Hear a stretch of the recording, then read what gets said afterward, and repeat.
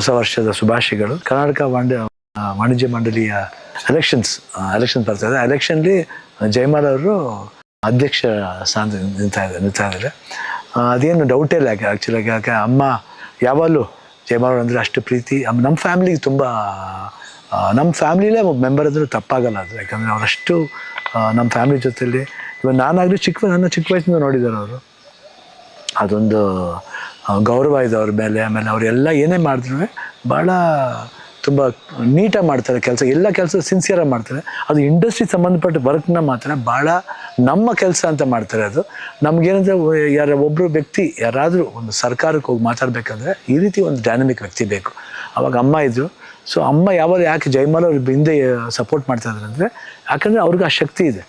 So ಇವತ್ತು ಜಯಮಾಲ ಅವರು ವಾಣಿಜ್ಯ ಮಂಡಳಿ ನಿಲ್ತಾ ಇರೋದು ನಮ್ಮೆಲ್ಲರಿಗೂ ಖುಷಿ ಇದೆ. ಆಮೇಲೆ 100% ಅವರೇ ಬರಬೇಕು, ಅವರೇ ಬರ್ತಾರೆ. ಅದ್ರ ಬಗ್ಗೆ ಏನು ಥಾಟೇ ಬೇಡ.